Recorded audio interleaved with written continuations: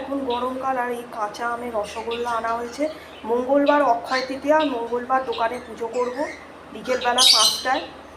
আর ওই দিন দেবী মাতঙ্গী দেবীর আবির্ভাব তিথি, তো ওই দিনকে আমার বাড়িতে একটু পুজো হয়। যদিও পুজোটা আজকেই হচ্ছে, আমি ওই জন্যই আজকে মায়ের জন্য বিশেষ এই মিষ্টি নিয়ে এসেছি, কারণ আজকে রবিবার, আর রবিবারই মায়ের পুজোর দিন। যেমন দেবী তারার পুজোর দিন বৃহস্পতিবার, দেবী বগলামুখীর পুজোর দিন মঙ্গলবার, দেবী কালিকার পুজোর দিন শনিবার, দেবী দুর্গার পুজোর দিন হচ্ছে শুক্রবার, তেমনই রবিবার হচ্ছে দেবী মাতঙ্গী দেবীর পুজোর দিন।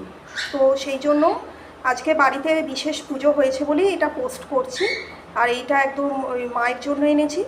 আর দেবী বগলার পুজোর যেমন সব ভোগ প্রসাদী ফুল সব কিছুই হলুদ হয়, তেমনই দেবী মাতঙ্গীর পুজোতেও আমি বিশেষভাবে সবুজ রঙের প্রসাদেরই ব্যবস্থা করার চেষ্টা করি।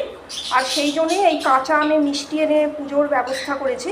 কিন্তু মঙ্গলবার অক্ষয় তৃতীয়া, অক্ষয় তৃতীয়ার দিন দেবী মাতঙ্গী দেবীর আবির্ভাব দিবস, বিকেল 5টা নাগাদ সেই জন্য পুজো হবে। যদিও দেবীর পুজো একদম সকালের দিকেই করা হয়, কিন্তু বিকেলবেলা করা হবে।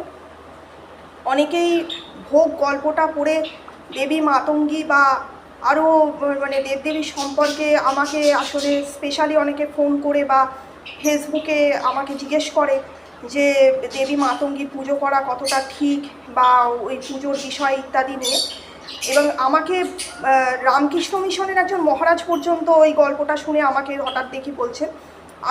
আমি তখন বলেছিলাম যে দেখুন মহারাজ, এই গল্পটা যবে থেকে মানে প্রচার হয়েছে তার আগে থেকে আমার বাড়িতে দেবী মাতঙ্গীর পুজো হয়, আর আমি পুজোর নিয়ম সব কিছু খুব ভালোভাবে জানি। তো আমাকে ভয় দেখাবেন না, দেবী কখনো ভয়ের কারক নেই। দেবীকে উচ্ছিষ্ট চণ্ডালিনীর একটা রূপ হিসেবে যেভাবে গল্পে বা গল্পের জন্য যেভাবে প্রয়োগ করা দরকার, বা সাহিত্য রসের জন্য যেটা করা দরকার, সেটা সম্পূর্ণই আলাদা। গল্পের গরু গাছে ওঠে, তার সাথে বাস্তবতার কোনো মিল নেই। তো যাই হোক, আপনাদের সবাইকে আমন্ত্রণ জানাচ্ছি। মঙ্গলবার বিকেল 5টায় আপনারা আমার দোকানে আসতে পারেন। আমি পয়লা বৈশাখে পুজোটা করিনি, আমি তার বদলে অক্ষয় তৃতীয়ায় করছি, তবে ক্যালেন্ডারের ব্যবস্থা করতে পারিনি। সকলে ভালো থাকবেন বন্ধুরা, আজকের জন্য টাটা।